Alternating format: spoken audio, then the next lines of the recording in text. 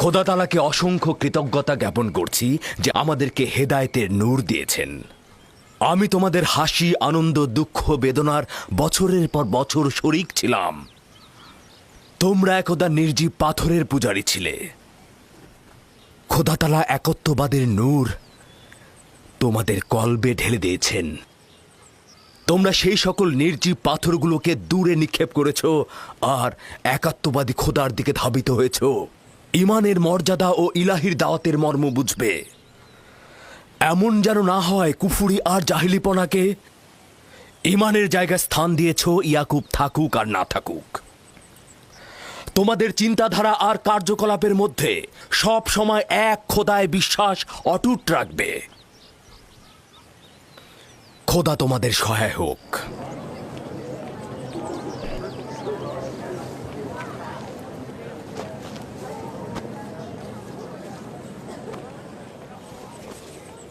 তুমি বছরের পর বছর আমার হয়ে রাখালি করেছ, কোনো উপহার গ্রহণ করনি। তোমার নিজের সম্পদ বলতে কিছুই নেই। আমার অর্ধেক ভেড়ার পাল তোমাকে আর আমার কন্যাকে উপহার দিচ্ছি। আশা করছি এই সম্পদ তোমার কাজে লাগবে। শুকরিয়া জ্ঞাপন করছি। খোদা আপনাকে অনেক বেশি কল্যাণ আর বরকত দান করুক। শুকরিয়া আব্বাজান। শুক্রিয়া। সত্যি বলছেন আব্বাজান? এটা তো ইয়াকুবের হক। এটা বছরের পর বছর কষ্ট বহন করার উপযুক্ত মর্যাদা। খোদা হাফেজ ইয়াকুব নবী। খোদা হাফেজ। খোদা হাফেজ। আবার আসবেন। খোদা তোমাদের কল্যাণ করুক। খোদা তোমাদের সহায় হোক। খোদা তোমাদের রক্ষা করবে। আমাদের দেখতে আসবেন। ভালো থাকবেন ইয়াকুব নবী, আবার আসবেন।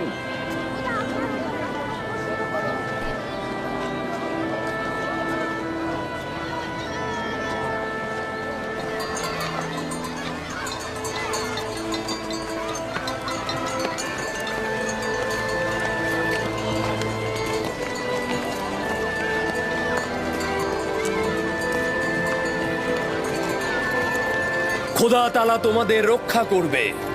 তোমরা অবশ্যই ক্যানানে আমাকে দেখতে আসবে। খোদা হাফেজ।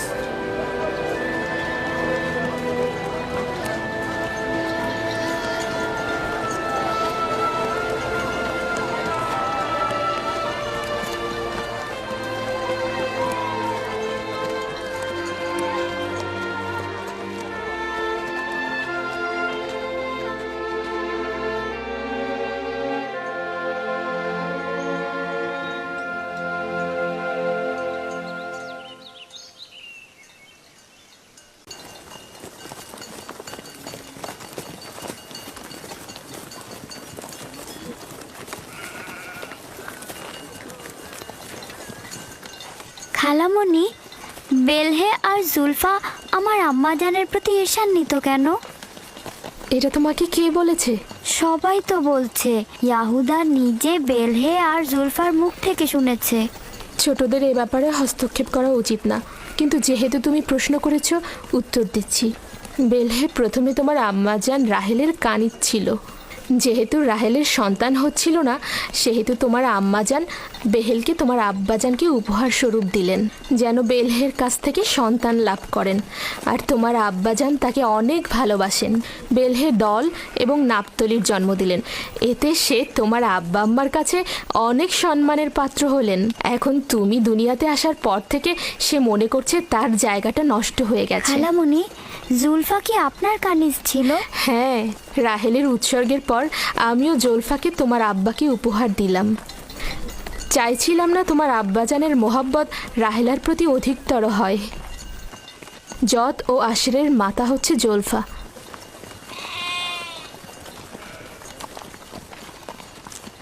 লাবি, শামুন, কেন শামুক গতিতে চলছো? ভেড়াগুলো সব ছড়িয়ে ছিটে গেছে। একত্রিত করো।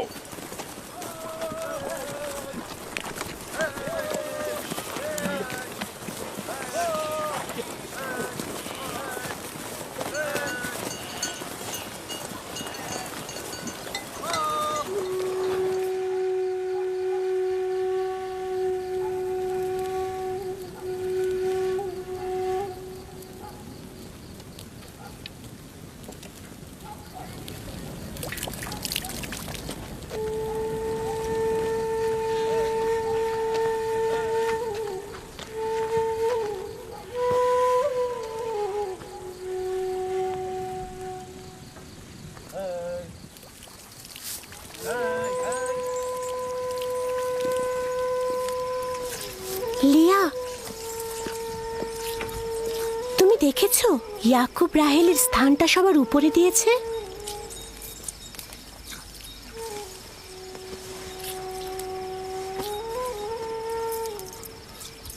আমার বোনের সাথে আমার কোনো ঈর্ষার সম্পর্ক নেই। যেহেতু তার সন্তান সংখ্যা আমার চেয়ে কম, ইয়াকুবের ভালোবাসাও তার প্রতি আমার চাইতে কম। তাহলে কেন ঈর্ষার কথা আসছে?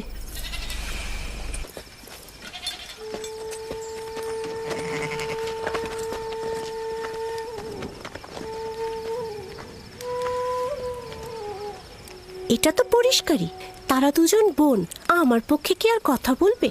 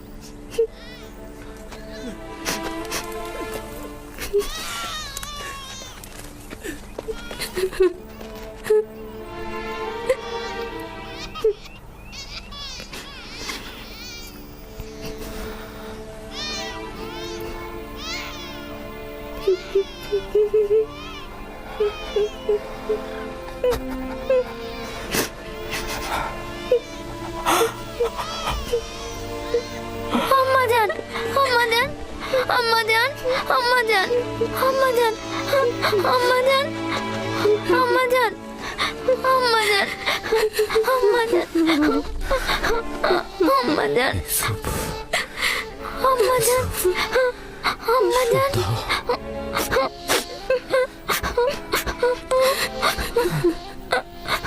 আম্মাজান, আম্মাজান, আম্মাজান, আম্মাজান, আমার সন্তানকে দেখে রাখবেন, আমার ইউসুফকে দেখে রাখবেন।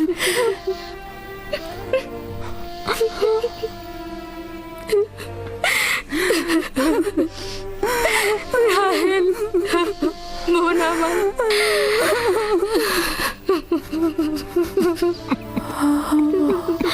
ওদেরকে কখনো অবহেলা করবেন না।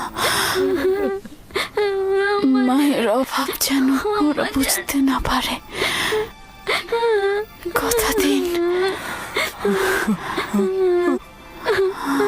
আম্মাজান, আম্মা,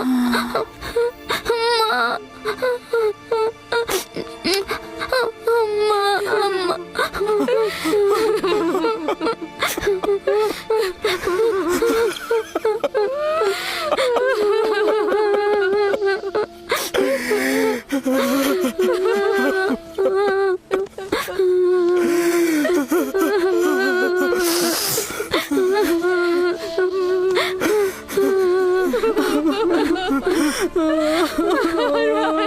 মানু, বোন আমার, রাহেলা, মানু, খালামণি,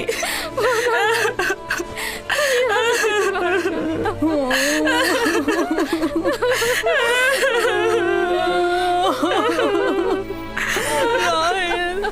রাহেল।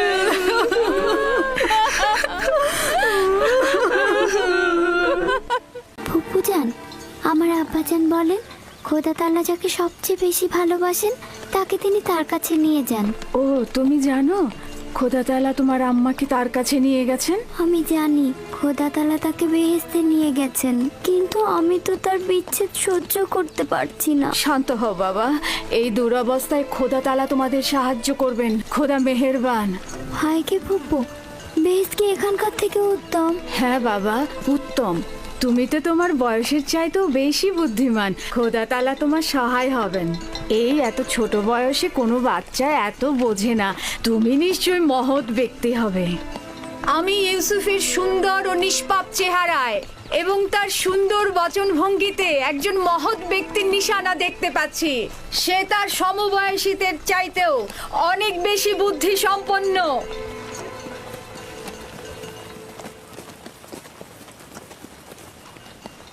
চুপ করো বোন, চুপ করো। ইউসুফ তার অন্যান্য ভাইদের মতোই, কোনো পার্থক্য নেই। ইউসুফের চেহারা এবং বুদ্ধিমত্তা দেখে আমি মুগ্ধ। আমি ইউসুফকে আমার কাছে রেখে লালন পালন করতে চাই। আমি তার মায়ের অভাব পূরণ করব। তোমার কাছে অনুমতি চাইছি। আমি আমার বোনের কাছে শপথ করেছি যে তাকে তার মায়ের অভাব বুঝতে দেব না। তাকে আমার সন্তানদের মতোই লালন পালন করব। কিন্তু তুমি তোমার এত সন্তানদের মধ্যে তা কি পারবে? তার কোনো সম্ভাবনা নেই। আমি তাকে এক মুহূর্তের জন্য চোখের আড়াল করতে পারবো না।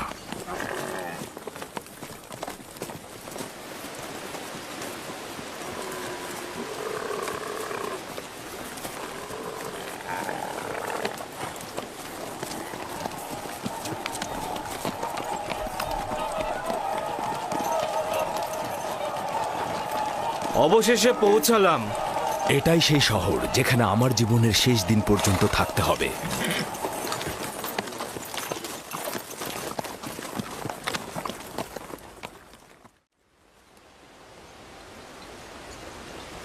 ইয়াকুব নবীর কাফেলা আসছে। সবাই দেখো, ইয়াকুব নবীর কাফেলা আসছে।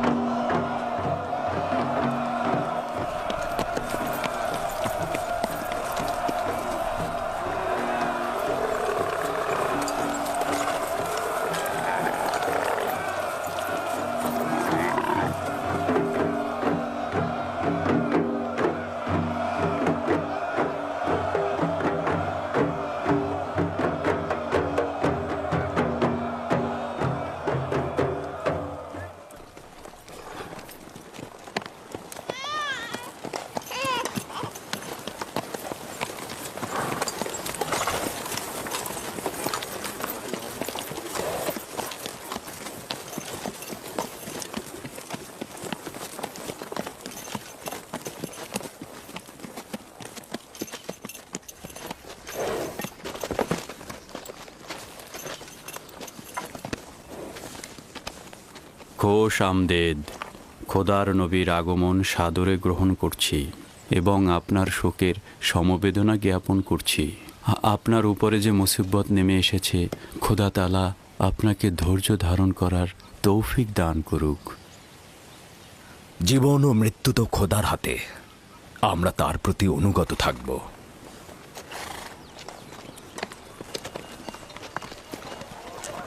খোশ আমদেদ। খোদা আপনাদের সহায় হোক। খোশ আমদেদ, খোশ আমদেদ, খোশ আমদেদ।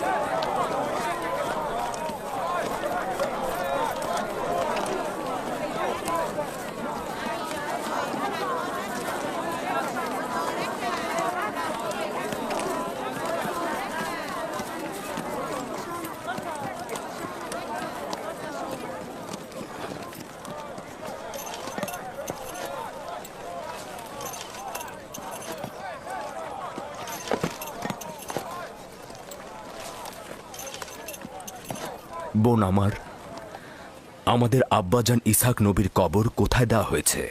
তুমি সে জায়গাটা চেনো। আমাদের দাদা জান হজরত ইব্রাহিম ও তার সহধর্মিনী মাকফিনা আর আমাদের আম্মাজানের কবরও ওখানেই দেওয়া হয়েছে। প্রথমে জিয়ারত, পরে তাদের সাথে নতুন করে প্রতিশ্রুতিবদ্ধ হব। লিয়া, সবাইকে বলো আমরা একসঙ্গে সেখানে যাব। ইয়াহুদা, লাবি। বাস মেয়ে, তোমাকে যে আমানতটা রাখতে দিয়েছিলাম সেটা নিয়ে এসো। আমরা আব্বাজানের কবর জিয়ারত করতে যাচ্ছি। জি।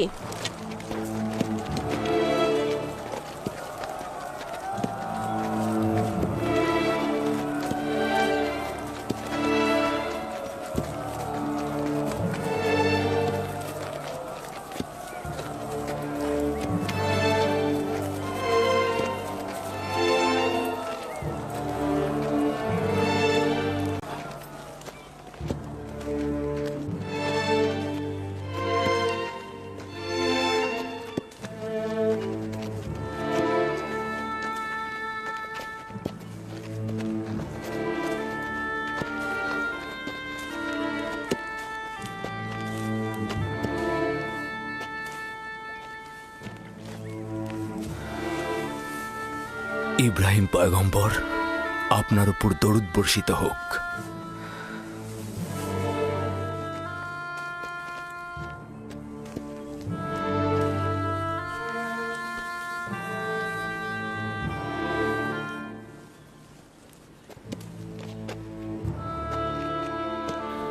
খোদা তাআলা ইসাক ও ইব্রাহিমের রূহকে শান্তি দান করুক। কেনানের অধিবাসীগণ তাদের ঈমানের হেদায়েতের জন্য তাদের কাছে ঋণী। মৃত্যুর সময় আব্বা খুব করে চাইছিল তোমাকে একবার দেখবে। সে তোমাকে তার পরের পয়গম্বর বলেছে। তোমাকে তার ওসিয়তনামায় আব্রিয়ানদের পরবর্তী পথ প্রদর্শক হিসেবে প্রতিশ্রুতি দিয়েছে। তার বিদেহী আত্মার মাগফিরাত কামনা করছি এবং সাহস সঞ্চার করছি। হে খোদা, আপনি আমাদেরকে এই কঠিন ধাপ পার হতে সাহায্য করুন।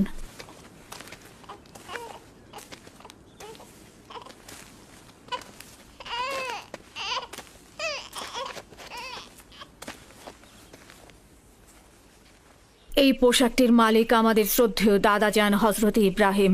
উত্তরাধিকার সূত্রে আব্বাজান ইসাকের কাছে এসেছিল। এখন তুমি হচ্ছ এর উত্তরাধিকারী। যেহেতু আমি আমার পিতার প্রথম সন্তান ছিলাম, তাই তোমার অনুপস্থিতিতে আমি একে সংরক্ষণ করেছি। এখন আমাকে দেওয়া আমানত তোমার কাছে সমর্পণ করলাম। আমার আব্বাজানের ওসিয়তের ভিত্তিতে তোমার পরে পরবর্তী আম্বিয়ার কাছে পোশাকটি পৌঁছাবে। সম্ভবত এটিকে রেসালাতের জুব্বা বলা যেতে পারে।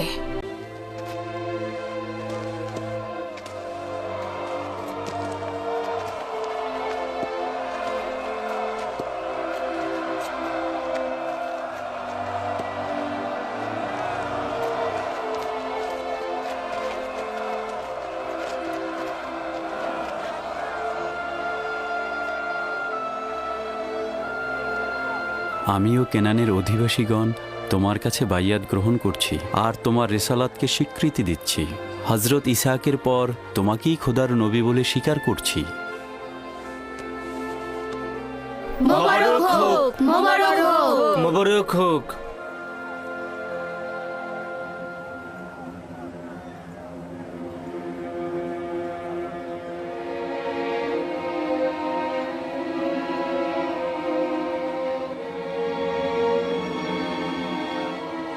তুমিও কি এটাই ভাবছো যে আব্বাজানের পর এই জামা কার কাছে যাবে? সেটা তো ভালোভাবেই বোঝা যায়। যে বেশি শক্তিশালী হবে সেই পাবে। তোমরা ভুল করছো। যার ঈমান বেশি শক্তিশালী হবে সেই এটা পাবে।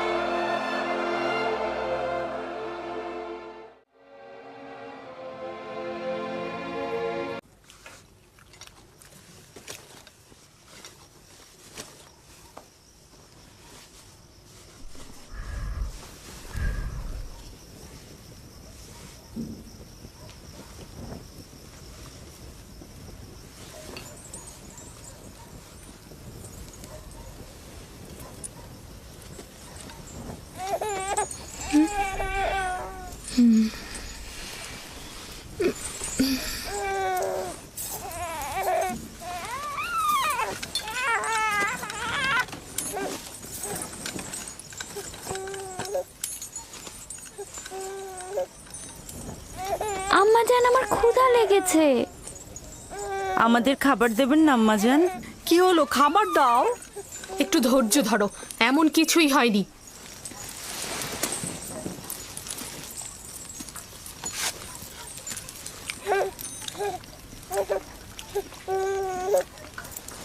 নাও।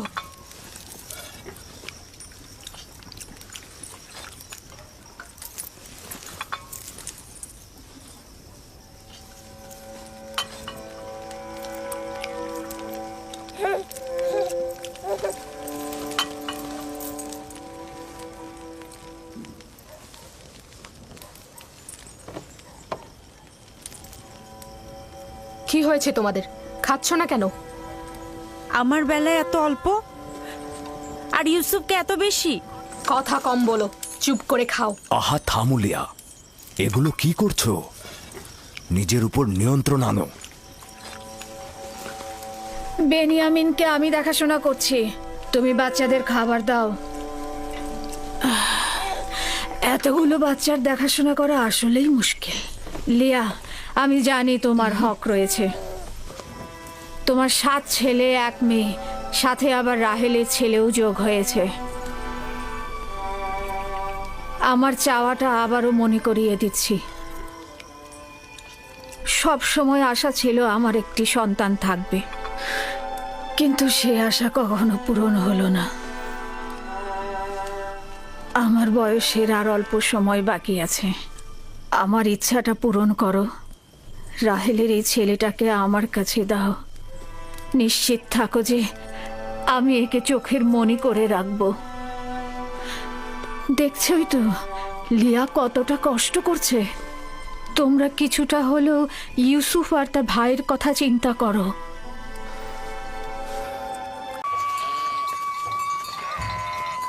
মাতৃহীন একটা ছোট বাচ্চাকে মহব্বত করবে, এটা তো স্বাভাবিক। জননী থাকা অবস্থায় সন্তানকে মহব্বত করবে না, এটাও কি স্বাভাবিক? তাই তো মনে হচ্ছে। তার মানে এই দাঁড়াচ্ছে যে যাদের মা বেঁচে আছে তাদের মহব্বতের দরকার নেই। তাকে তো সব সময় নতুন জামা কাপড় পরিয়ে রাজপুত্রের মতো করে রাখা হয়। আম্মাজানের পক্ষ থেকেও তাকে জানুর উপর বসিয়ে খাবার দেওয়া হয়। দেখোনি তুমি? তুমি ঠিকই বলেছো ইয়াহুদা। আব্বাজান কিন্তু আমাদের সবার চাইতে তাকেই বেশি ভালোবাসে। হতে পারে, কিন্তু সত্যকেও তো অস্বীকার করা যায় না। ইউসুফ তো মেধা সম্পন্ন, তাই না?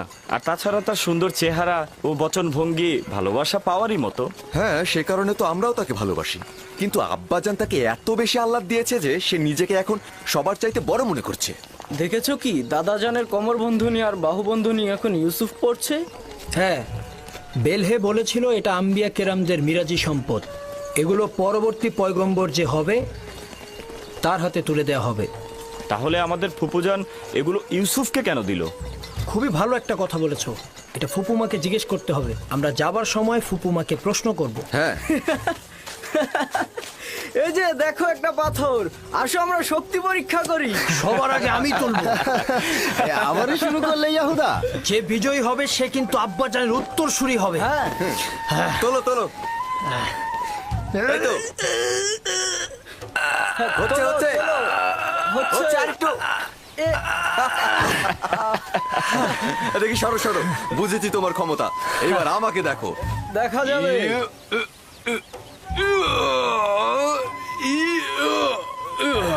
হ্যাঁ, হচ্ছে।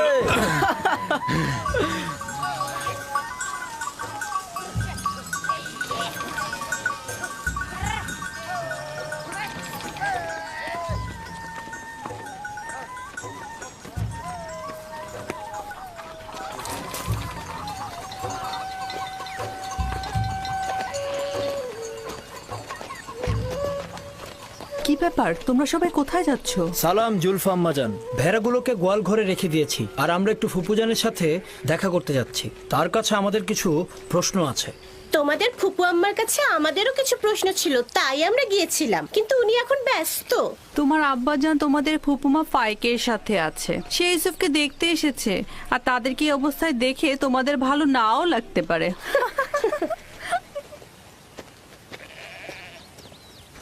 ওইখানে কি হচ্ছে এমন? আম্মাজানরা কিসের যেন ইঙ্গিত দিয়ে গেল। চলো আমরা গিয়ে চলো। দেখি।